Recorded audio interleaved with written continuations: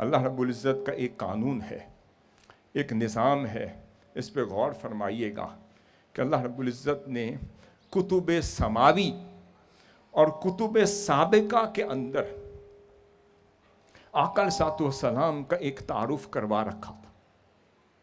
اس کی دلیل قرآن مجید میں ابھی دینے لگا. خواہ وہ تورات ہو، خواہ وہ انجیل ہو، خواہ وہ زبور ہو، یا وہ آسمان سے اترنے والے صحیفے ہوں، ان میں اللہ رب العزت نے محبوب کا ایک تعارف کروایا.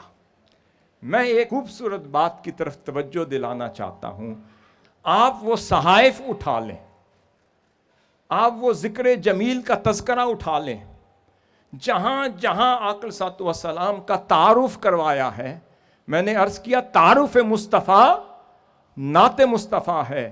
اب جہاں اٹھا کر دیکھیں سمجھ آتی ہے کہ پہلا تعارف جس سے اللہ رب العزت نے ان قوموں کو حضور کا عاشق بنایا وہ یہ کرایا میرا مصطفیٰ بڑا کملی والا تھا، میرا مصطفیٰ بڑا حسین تھا، میرا مصطفیٰ بڑا کریم تھا، بڑا لطیف تھا، بڑا حسن کا منبع تھا.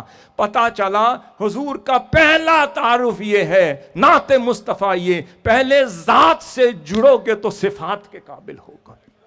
آگے چلیں تو اللہ رب العزت نے فرمایا الذین یتبعون رسول النبی الامی الذی یجدونہ مکتوبا عندہم فی التوراۃ والانجیل. اب یہاں فرمایا یہ وہ لوگ ہیں، اشارہ کس طرف کر دیا؟ وہ اہل کتاب کی طرف. یہ وہ لوگ ہیں جو اس رسول امی کا لقب پانے والے حبیب کی پیروی کرتے ہیں اور حضور کے اوصاف کا تذکرہ کرتے ہیں جو اوصاف حمیدہ اپنی کتابوں میں پاتے ہیں. اب آگے چلیں تو انجیل برنباس اٹھا کر دیکھیں. میں اختصاراً عرض کر رہا ہوں، اب ہر چیز میں اختصاراً جاؤں گا، بیس بن گئی.